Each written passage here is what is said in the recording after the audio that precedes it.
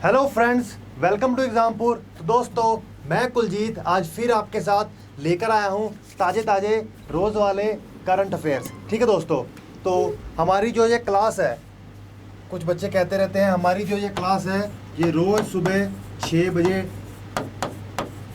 होती है। ठीक है दोस्तों, और 31 जुलाई 2019 से बनने वाले मैक्सिमम करंट अफेयर मैं लेकर आया हूँ। और दोस्तों, पीडीएफ आपको नीचे डिस्क्रिप्शन लिंक में मिल जाएगा। ठीक है दोस्तों, और करंट अफेयर मिसाइल करते हैं अब शुरू। तो लाइक शेयर सब्सक्राइब करना मत भूलिएगा। तो दोस्तों, जो ये मेरे करंट अफेयर हैं ये सभी एग्जाम्स के लिए इंपॉर्टेंट है और ये डेली के हिसाब से होते हैं। अगर 31 के करवा रहा हूँ तो 31 के हिसाब से जितने मैक्सिमम क्वेश्चन बनते हैं उसका सारा कंटेंट सारा। ठीक है दोस्तों, तो अभी हम चलते हैं हमारी क्लास पे।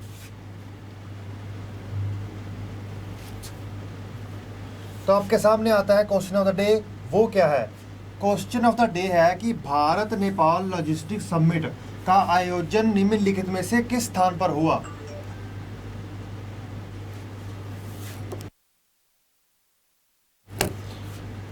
भारत नेपाल लॉजिस्टिक समिट, क्या भारत नेपाल लॉजिस्टिक समिट कहां पर ऑर्गेनाइज्ड हुआ? तो Bharat Nepal logistic summit organize हुआ काठमांडू में। तो इसका आंसर बनता है ए। अब काठमांडू क्या है? काठमांडू नेपाल की राजधानी भी है। ठीक है दोस्तों, अब हमें यह समझना है कि जो हमने अभी बात की है कि लॉजिस्टिक्स का मतलब क्या है। सबको पता है कि लॉजिस्टिक्स का मतलब क्या है, वो आपको अभी बताता हूँ। पहले इसकी सारी डिटेल देख लें कि इंडिया नेपाल लॉजिस्टिक की। तो दोस्तों, जो इंडिया नेपाल लॉजिस्टिक समिट है, India Nepal logistic summit Kathmandu में हुआ 28 जुलाई 2019 को हुआ। और इसका थीम क्या था?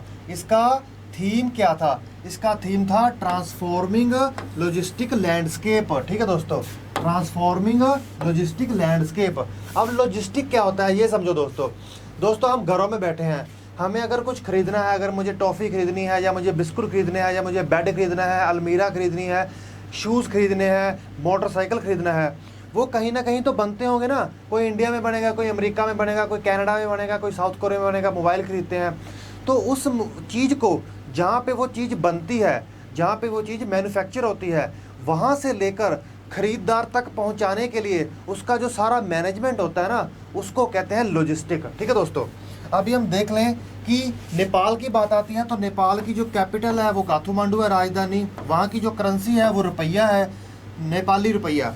और वहाँ के जो प्रधानमंत्री हैं उनका नाम है केपी शर्मा ओली। ठीक है दोस्तों, अब आपको थोड़ा सा दिखा भी देता हूँ। ये देखिए, अब ये देखिए आपके सामने फ़ोटो आई है इंडिया नेपाल लॉजिस्टिक समिट की, जो 28 जुलाई को हुआ। ठीक है दोस्तों, अब दोस्तों ये देखिए, ये आपके सामने जैसा कि मैंने जहाँ पर चीज़ मैन्युफैक्चर होती है वहाँ से लेकर पहुँचने तक ये फैक्ट्री है। फैक्ट्री से ट्रक भरेगा, जो अपना सामान भरेगा वो ट्रक को उठा के ले जाएगा उस स्थान पर जहाँ से चीज़ें ट्रांसपोर्ट होगी, और वहाँ से लेकर वो आगे जहाज़ पे लोड हुई। जहाज़ पे लोड होने के बाद वो वापस उतरा और फिर दोबारा ट्रक पे गया और जहाँ पे दुकानों में बटा। इसी को कहते हैं मैनेजमेंट करना लॉजिस्टिक की। जो सामान हमारा ट्रांसपोर्ट होता है उसी को लॉजिस्टिक कहते हैं। ठीक है दोस्तों, तो हम चलते हैं आगे। अब आपके सामने आता है पहला क्वेश्चन। वो क्या है कि बिजनेस टाइकून वीजी सिद्धार्थ लापता हो गए हैं और उनका पता लगाने के लिए कर्नाटक में व्यापक तलाशी अभियान जारी है। सिद्धार्थ निम्नलिखित में से किस श्रृंखला के संस्थापक थे? दोस्तों, इंडियन कॉफ़ी हाउस जिसका नाम है कैफ़े कॉफ़ी डे। आपने कई बार वहाँ पर कॉफ़ी पी होगी ना। कैफ़े कॉफ़ी डे के उस श्रृंखला के वो मालिक हैं। ठीक है दोस्तों, जिनका नाम है वीजी सिद्धार्थ। ये गायब हो गए हैं, लापता। तो इसका आंसर बनता है डी। अब ये देखिए वीजी सिद्धार्थ। ठीक है दोस्तों, इनकी फ़ोटो दिखाऊं आपको। ये है वीजी सिद्धार्थ। ठीक है, और ये देखिए कैफ़े कॉफ़ी डे का साइन आपको दिख ही रहा होगा। ठीक है, तो हम चलते हैं आगे। अब दोस्तों, दूसरा क्वेश्चन आपके सामने आता है। ये क्या है कि जगदीप धनखड़ ने किस राज्य के राज्यपाल के रूप में शपथ ली? जगदीप धनखड़ ने वेस्ट बंगाल के गवर्नर के रूप में, राज्यपाल के रूप में शपथ ली। तो इसका आंसर बनता है ए। मतलब वेस्ट बंगाल के सीएम का तो आपको पता है ना, पश्चिम बंगाल के गवर्नर राज्यपाल के रूप में जगदीप धनखड़ ने क्या ली? शपथ ली। अब जगदीप धनखड़ ये व्यक्ति हैं। ठीक है दोस्तों, अब देखिए जो वहाँ के गवर्नर है वो वही बात जगदीप गवर्नर हो गए। वहाँ की जो मुख्यमंत्री है वो ममता बनर्जी है। वहाँ की राजधानी क्या है? कोलकाता। क्या है? कोलकाता। ठीक है दोस्तों। अब दोस्तों हम चलते हैं आगे। अब आपको शायद ये पता है कि किसने वो शपथ दिलवाई? Chief justice of high court of Calcutta. Calcutta high court के जो चीफ जस्टिस हैं, कलकत्ता उच्च न्यायालय के जो मुख्य न्यायाधीश हैं, उन्होंने ये शपथ दिलवाई। ठीक है दोस्तों। तो हम चलते हैं तीसरे क्वेश्चन पर। वो क्या है कि निम्नलिखित जहाजों में से किसको भारतीय नौसेना में कमीशन किया गया है? भारतीय नौसेना में एक नौसेना का जहाज जोड़ा गया है, वो सेना को दे दिया गया है। तो वो कौन सा है? उसका नाम है LCU L56। बोलना नहीं है, तो इसका आंसर बनता है सी। क्या नाम है उसका? LCU L56। क्या नाम है? LCU L56। अभी मैं आपको बताता हूँ कि ये कैसा जहाज है। LCU का मतलब क्या है सारा बताता हूँ आपको, मैं छोड़ने वाला नहीं हूँ। अब देखिए LCU L56 क्या है? 6th इंडिजीनियसली बिल्ट, मतलब ये छठा स्वदेशी निर्मित लैंडिंग क्राफ्ट यूटिलिटी है। ठीक है दोस्तों। लैंडिंग क्राफ्ट यूटिलिटी का मतलब बताता हूँ आपको। लैंडिंग क्राफ्ट यूटिलिटी LCU का, देखिए ये छठा, मतलब पहले 5 बन चुके हैं, ये छठा स्वदेशी मतलब हमारे देश में निर्माण होने वाला ऐसा है। ठीक है दोस्तों। अब दोस्तों लैंडिंग क्राफ्ट यूटिलिटी क्या होता है, उससे पहले ये बता दूं, सारी बात बताता हूँ, पहले ये बता दूं, जुलाई 29 2019 को ये कमीशन किया गया। ठीक है दोस्तों। अब ये दिखने में कैसा है? ये देखिए, ये है हमारा जो हमें मिला गया है L56। ठीक है दोस्तों। तो हम चलते हैं आगे। ये देखिए L56। अब देखिए, अब जो मैंने बात की है कि लैंडिंग क्राफ्ट यूटिलिटी है, ये जो ये नौसेना को जहाज मिला है, ये क्या है? लैंडिंग क्राफ्ट यूटिलिटी है। अब ये लैंडिंग क्राफ्ट यूटिलिटी होता क्या है? लैंडिंग क्राफ्ट यूटिलिटी वो होता है जिसमें ट्रांसपोर्टेशन की जा सकती है, जिसमें सामानों को भेजा जा सकता है। किन सामानों को? Deployment of armoured vehicle. ठीक है। अगर जंग के मैदान में किसी आर्मर्ड व्हीकल को, जैसे कि टैंक हो गए, ठीक है, जैसे कि बख्तरबंद गाड़ियां हो गई, ट्रक हो गए, इन सबको ट्रांसपोर्ट करना। ठीक है। ट्रूप्स, सैनिकों को ट्रांसपोर्ट करना। इक्विपमेंट जैसे कि हथियार वगैरह सैनिकों को पहुंचाना, ये काम करती है। अब देखिए इसका जो देख लें, ये देखिए आपके सामने है, ये कुछ इस तरह से होती है अंदर से।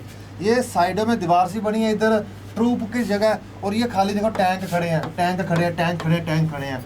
मतलब टैंक वगैरह, ट्रक वगैरह, सब कुछ वगैरह लोड करके उस स्थान पर भेजना जहाँ पर एक तरह की जंग छिड़ी हुई है। अब जैसे देखिए कि हम भारत में रहते हैं, अगर हमारे अंडमान निकोबार पर कोई देश कब्जा करना चाहेगा, वहाँ पर सामान की भेजने की ज़रूरत है, तो कहाँ पे भेजेंगे? इन्हीं में लोड करके भेजेंगे ना। इन्हीं में 5-7 लैंडिंग यूटिलिटी क्राफ्ट उठाए, वहाँ पे सैनिक भी लोड किए, टैंक भी लोड किए, गाड़ियाँ भी लोड की और भेज दिया जंग लड़ने के लिए। तो ये इस चीज़ों के काम आता है। ठीक है दोस्तों। तो हम चलते हैं आगे।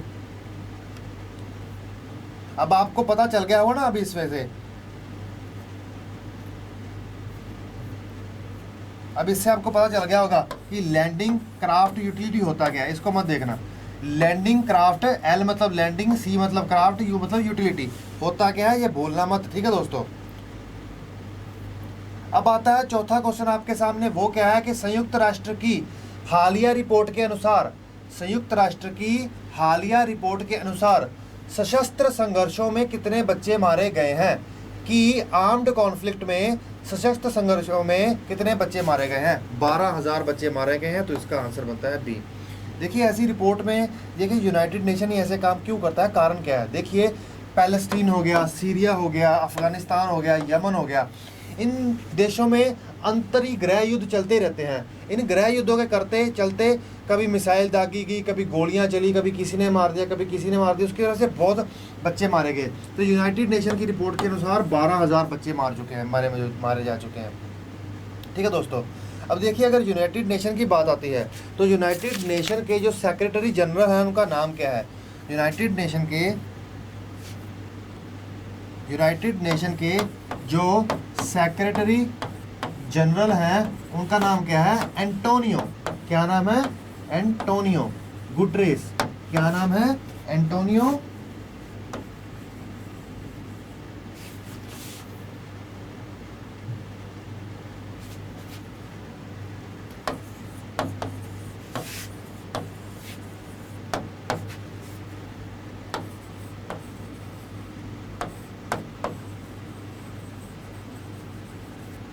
और वहाँ का जो हेडक्वार्टर है वो कहाँ पर है, उसका जो हेडक्वार्टर है वो न्यूयॉर्क के, यूएसए के न्यूयॉर्क में है, ठीक है दोस्तों। और वहाँ की जो उसकी फाउंडेशन स्टोन रखा गया था, उसकी जो स्थापना हुई थी वो कब हुई थी, वो हुई थी अक्टूबर 1945 को, यूनाइटेड नेशन की, ठीक है दोस्तों। तो अब हम चलते हैं आगे, बहुत इंपॉर्टेंट क्वेश्चन आने वाले हैं आगे। एक तो बहुत ही इंपॉर्टेंट है, मैं बताऊंगा कौन सा। किस देश ने अपनी तरह का पहला अंडर वाटर मिलिट्री म्यूजियम बनाया है, किस देश ने अपनी तरह का पहला under water museum, military museum बनाया है। म्यूजियम भी बनाया, संग्रहालय भी बनाया और मिलिट्री म्यूजियम भी बनाया, तो बनाया है जॉर्डन ने। तो इसका आंसर बनता है डी। देखिए अंडर वाटर बनाया तो कहाँ बनाया है ये भी देखना जरूरी है। अब ये देखिए, अब जॉर्डन के जो किंग है वो अब्दुल्ला है, ठीक है दोस्तों। जॉर्डन के जो किंग है वो क्या है, अब्दुल्ला। अब जॉर्डन की जो राजधानी है वो अमान है, और जॉर्डन की वो करेंसी है वो जॉर्डियन दीना है। क्या, जॉर्डियन दीना। बड़ा कर देता हूँ, अगर दिखना चाहिए, नहीं बड़ा करता हूँ, रुको।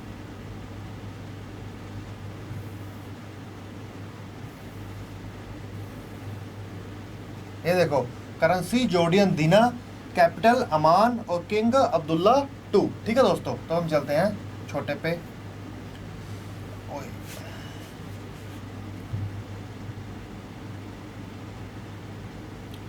अब दोस्तों जो ये अंडर वाटर म्यूजियम बनाया गया है वो जॉर्डन के कोस्ट ऑफ अकबा में बनाया गया है। याद रखना, बोलना नहीं है।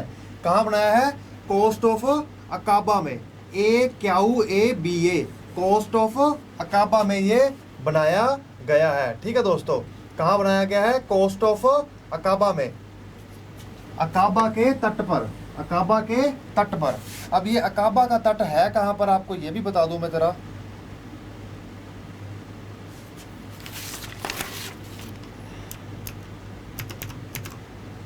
अब ये देखिए दोस्तों, यहां आता है जॉर्डन, दिख रहा है सबको जॉर्डन देश, ये है जॉर्डन, ठीक है। अब देखिए यहां से जुड़ रहा है ना ये, कहीं ना कहीं से पानी के साथ, समुद्र के साथ कहीं ना कहीं से जुड़ रहा है। यहां से और बड़ा करता हूं इसको। अब ये देखिए, ये जॉर्डन है, जॉर्डन की सीमा है, और यहां से आगे ये इसका कोस्ट ऑफ अकाबा, और यहाँ पे इन्होंने बनाया है अपना क्या, म्यूजियम, ठीक है दोस्तों। छोटा सा ये है लगने में, तो देखा जाए तो ये देखिए, समुद्र के अंदर टैंक फेंक दिए, समुद्र के अंदर बख्तरबंद गाड़ियाँ फेंक दी, ठीक है दोस्तों। अब 6वां क्वेश्चन आपके सामने आता है, वो क्या है कि टाइगर सेंसस रिपोर्ट 2018 के अनुसार भारत के किस राज्य में बाघों की उपस्थिति सबसे अधिक है। कल मैंने आपको क्वेश्चन करवाया था इंटरनेशनल टाइगर डे के साथ में, कि इंटरनेशनल टाइगर डे के साथ में भारत की एक रिपोर्ट लॉन्च किया भारत के प्रधानमंत्री ने। कल मैंने आपको क्वेश्चन करवाया था, उसी से संबंधित है कि टाइगर सेंसस रिपोर्ट 2018 के अनुसार भारत के किस राज्य में बाघों की उपस्थिति सबसे ज़्यादा है।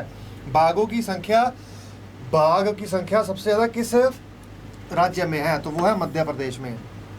तो इसका आंसर बनता है सी, ठीक है दोस्तों। मध्य प्रदेश में जो बाघ है, वो टाइगर है, वो सबसे ज़्यादा है, ठीक है दोस्तों। अब मध्य प्रदेश की बात आती है, तो मध्य प्रदेश की जो कैपिटल है वो भोपाल है। वहाँ के जो मुख्यमंत्री हैं उनका नाम है कमलनाथ, और वहाँ के जो गवर्नर हैं उनका नाम है लालजी टंडन, ठीक है दोस्तों। अब दोस्तों आगे बात आती है कि टोटल संख्या कितनी है, फिलहाल 2967 टोटल संख्या है टाइगर्स की, बाघ की, ठीक है दोस्तों। और जिनमें से मध्य प्रदेश में है 526, कर्नाटका में है 524। भूलना नहीं है, मध्य प्रदेश में संख्या कितनी है, क्योंकि सबसे नंबर 1 आया ना, तो ये भी पूछा जा सकता है संख्या क्या है। तो संख्या है 526 और कर्नाटका में है 524। और टोटल संख्या कितनी है, टोटल बाघ शेर पूरे देश में कितने हैं, 2967, ठीक है दोस्तों। तो अब हम चलते हैं आगे। अब मध्य प्रदेश दुनिया के नक्शे में कहाँ है ये देख लें, इंडिया के नक्शे में। ये देखिए, ये है इंडिया के नक्शे में मध्य प्रदेश, ठीक है, जो लाल हुआ हुआ है। अब तो आसानी से पता चल जाएगा ना, ये देखिए इसकी सारी डिटेल लिखी हुई है, ठीक है दोस्तों। कैसे कैसे 2006 में 1400 थे, 1400 के आसपास, 2010 में 1700 के आसपास, 2014 में 2200 के आसपास, मतलब संख्या बढ़ी रही है अब। और आपको एक बात बता दूं कि भारत ही दुनिया में एकमात्र ऐसा देश है जिसमें शेर और बाघ, लॉयन और टाइगर दोनों रहते हैं। नहीं तो पूरी दुनिया में किसी देश में सिर्फ टाइगर है, किसी देश में सिर्फ लॉइन है, लेकिन भारत ही एक ऐसा देश में जिसमें शेर और टाइगर दोनों रहते हैं। ठीक है दोस्तों, दोनों की प्रजाति अब भी पाई जाती है। अब 7वां क्वेश्चन आपके सामने आता है, ये बहुत इंपॉर्टेंट क्वेश्चन है, मैं बता दूं, इस क्वेश्चन को रट लो, रट भूलना मत, ये आ सकता है, बहुत इंपॉर्टेंट क्वेश्चन है। भारत की पहली महिला विधायक का क्या नाम है जिनके सम्मान में गूगल ने डूडल बनाया है? मतलब भारत की पहली महिला विधायक जिनको गूगल ने सम्मान दिया है। कितनी दो बातें मिल गई ना जबरदस्त वाली। तो भारत की पहली महिला विधायक का नाम है मुथुलक्ष्मी रेड्डी। तो इसका आंसर बनता है ए, मुथुलक्ष्मी रेड्डी। मुथुलक्ष्मी रेड्डी भारत की पहली महिला विधायक है, भारत की पहली महिला विधायक, और इसके सम्मान में गूगल ने डूडल बनाया है। और वो डूडल कैसा है ये भी देख लें, और ये कौन है ये भी देख लें। ये देखिए दोस्तों, ये है लक्ष्मी जी, ठीक है दोस्तों, और ये उनके सम्मान में डूडल बनाया है गूगल ने। अब दोस्तों इसके बारे में थोड़ी और डिटेल हमें पता होनी चाहिए, और वो मैं आपको बता देता हूँ अभी। ठीक है दोस्तों, देखिए ये पहली महिला थी। ठीक है दोस्तों, ये एक एजुकेटर भी थी, ये एक लॉ मेकर भी थी, कानून भी बनाती थी, जैसे विधायक थी ना, ये एक सर्जन भी थी, क्या थी, ऑपरेशन वगैरह भी करती थी। अब ये एक सोशल रिफॉर्मर भी थी, ये सामाजिक सुधार भी करते थे। ठीक है दोस्तों, अब मैं आपको इसकी सारी बात बताता हूँ, वो क्या है। इनका जन्म 1886 में हुआ। ठीक है दोस्तों, 1886 में, और 1968 में इनकी क्या हुई, मृत्यु। इनकी क्या हुई, मृत्यु।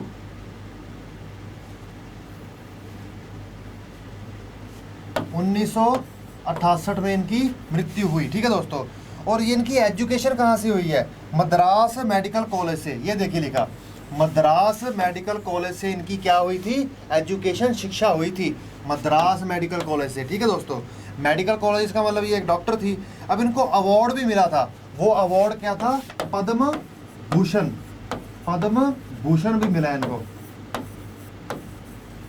ठीक है दोस्तों, अब मैंने बताया कि ये पहली महिला विधायक थी, इसलिए इनको क्या दिया गया है, सम्मान दिया गया है। अब ये पहली महिला विधायक कब बनी थी?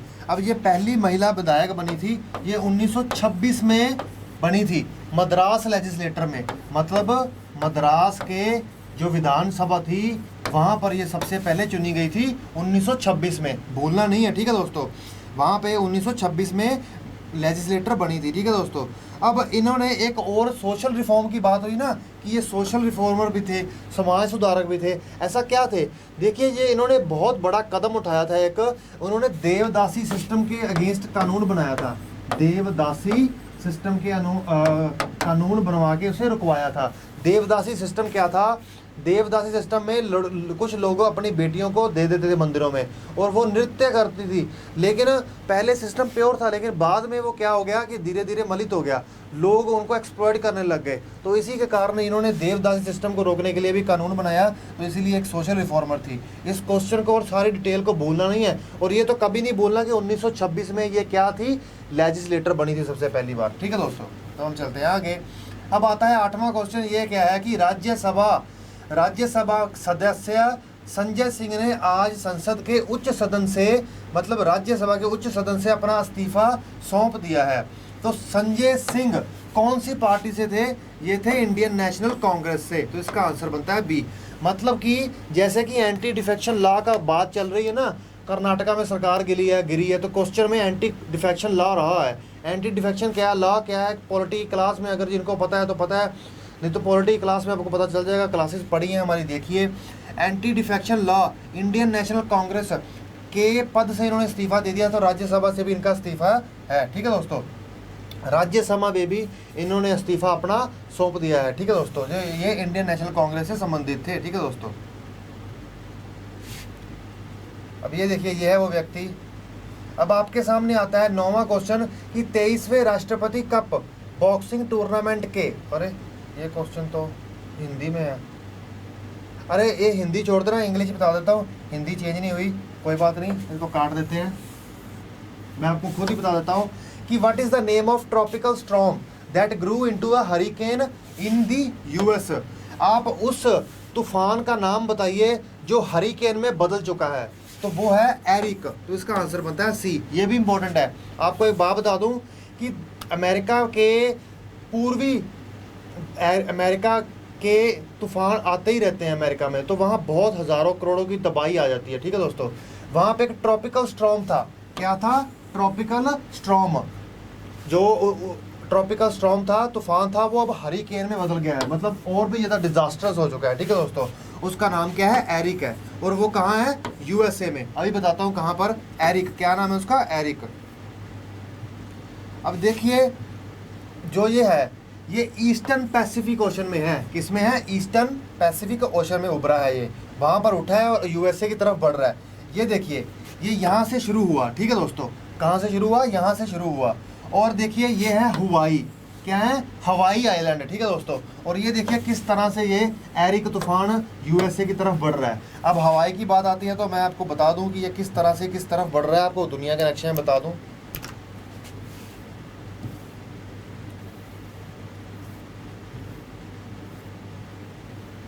ये देखिए, ये है हवाई। ठीक है दोस्तों,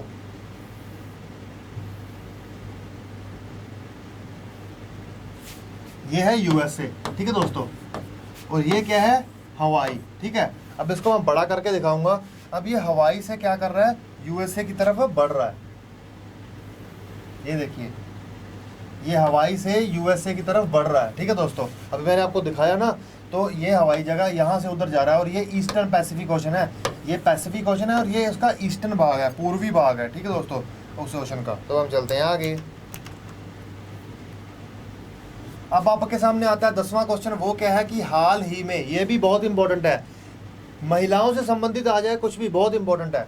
नीति आयोग ने निम्नलिखित में से किस इंटरनेट दिग्गज कंपनी के साथ मिलकर महिला उद्यमी के साथ भागीदारी की है? ठीक है दोस्तों, महिला उद्यमियों को बढ़ाने के लिए, क्या? महिला उद्यमियों को बढ़ावा देने के लिए नीति आयोग ने एक इंटरनेट दिग्गज के साथ भागीदारी की है। तो वो कौन सी है? वो है व्हाट्सएप। वो कौन सी है? व्हाट्सएप। हम सब चलाते हैं ना व्हाट्सएप। व्हाट्सएप के साथ मिलकर नीति आयोग ने भागीदारी की है महिला उद्यमियों को बढ़ाने के लिए, वुमेन एंटरप्रेन्योर्स को बढ़ावा देने के लिए। अब देखिए, ऐसा क्यों इंपॉर्टेंट है? देखिए, हमारे देश में एंटरप्रेन्योर का एक माहौल चल रहा है। ठीक है दोस्तों, गवर्नमेंट बहुत बढ़ के आगे काम कर रही है उनके लिए।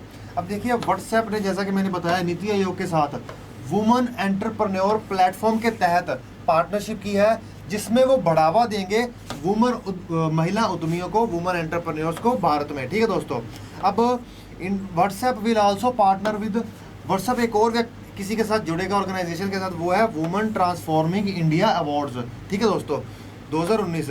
ये भी नीति आयोग का एक फ्लैगशिप प्रोग्राम है। ये भी नीति आयोग का एक फ्लैगशिप प्रोग्राम है। ठीक है दोस्तों, अब आपके सामने आता है 11वां क्वेश्चन। वो क्या है कि विश्व हेपेटाइटिस दिवस कब मनाया जाता है? तो विश्व हेपेटाइटिस दिवस मनाया जाता है 28 जुलाई को। कब मनाया जाता है? 28 जुलाई को विश्व हेपेटाइटिस दिवस मनाया जाता है। अब ये हेपेटाइटिस है क्या? अब इसके बारे में थोड़ी सी डिटेल देख लें। देखिए, वर्ल्ड हेल्थ ऑर्गेनाइजेशन ने 28 जुलाई को ये ऑब्जर्व करते हैं, क्या? World hepatitis day. जैसा कि मैंने बताया है कि जो दिवस मनाए जाते हैं वो अवेयरनेस, जागरूकता के लिए मनाए जाते हैं। द डेट 24 जुलाई का डेट चुना गया था। क्यों चुना गया था? अब ये भी जान लो कि 28 जुलाई ही हेपेटाइटिस के लिए ये दिवस क्यों चुना गया था, द डेट। ठीक है दोस्तों, 28 जुलाई की तारीख इसलिए चुनी गई थी क्योंकि यह नोबेल पुरस्कार विजेता वैज्ञानिक डॉक्टर बारूक ब्लमबर्ग का जन्मदिन था। ठीक है दोस्तों, किसका जन्मदिन था? बर्च बर्ग का, जो ये एक नोबेल प्राइज विनर थे, डॉक्टर साइंटिस्ट थे, बर्च बर्ग का। ठीक है, अब इन्हीं को ही क्यों, इन्हीं के नाम पे क्यों? क्योंकि इन्होंने ही हेपेटाइटिस बी वायरस को डिस्कवर किया था। इन्होंने ही हेपेटाइटिस बी वायरस को ढूंढा था। ठीक है दोस्तों, और इन्होंने ही उसकी डायग्नोस टेस्ट और वैक्सीन तैयार की थी। ठीक है दोस्तों, इन्हीं ने ही इनका कि एक डायग्नोस टेस्ट क्या होता है कि अगर किसी को हेपेटाइटिस बी भगवान करे ना हो, अगर होता है तो उसे टेस्ट किया जाता है किसी प्रक्रिया के द्वारा। उस प्रक्रिया का भी इजाद करना और उस दवाई का भी इजाद करना इन्होंने किया था। बीमारी भी इन्होंने ढूंढी, इसीलिए इनके नाम पे 28 जुलाई को क्या मनाया जाता है? हेपेटाइटिस दिवस। तो क्या नाम था इनका? बारूच ब्लमबर्ग, भूलना नहीं है ये नाम। अब WHO की बात आती है तो वर्ल्ड हेल्थ ऑर्गेनाइजेशन की बात आती है, तो वर्ल्ड हेल्थ ऑर्गेनाइजेशन का जो हेडक्वार्टर है वो कहाँ है? जिनेवा में। कहाँ है? जिनेवा के स्विट्जरलैंड में। जो स्विट्जरलैंड देश है ना, वहाँ पे एक जिनेवा जगह है, वहाँ पे इसका हेडक्वार्टर है। और इसके जो हेड है उनका नाम क्या है? इसके जो हेड हैं उनका नाम क्या है? टेड्रास। क्या नाम है उनका? एक मिनट मैं इसको मिटा देता हूँ, पहला तो लिख ही दिया है। इनके जो हेड हैं उनका नाम है टेड्रास, ठीक है दोस्तों। और इसकी जो एस्टेब्लिशमेंट फाउंडेशन हुई थी, जो नींव पत्थर रखा गया था जब शुरू हुआ था, तो ये 7 अप्रैल 1948 को हुआ था, ठीक है दोस्तों। तो हम चलते हैं आगे। अब आपके सामने आता है 12वां क्वेश्चन। वो क्या है कि सत्यमंगलम टाइगर रिजर्व कहाँ स्थित है? सत्यमंगलम टाइगर रिजर्व कहाँ स्थित है? तो सत्यमंगलम टाइगर रिजर्व तमिलनाडु में है, तो इसका आंसर बनता है ए, ठीक है दोस्तों। तमिलनाडु में सत्यमंगलम टाइगर रिजर्व है। अब ये देखिए कहाँ पर है तमिलनाडु के। तमिलनाडु में ये देखो निशान लगा है, ये तमिलनाडु राज्य का नक्शा है। उसके इस भाग में ये इसका एक डिस्ट्रिक्ट है, ठीक है।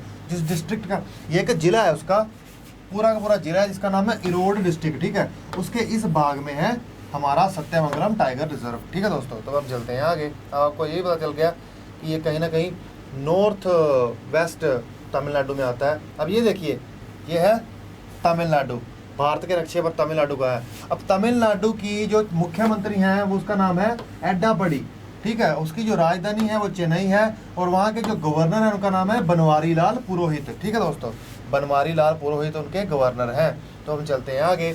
तो क्वेश्चन ऑफ द डे आपके सामने आता है। वो क्या है कि निम्नलिखित में से किस व्यक्ति ने जनसंख्या विनियम विधेयक 2019 पेश किया है?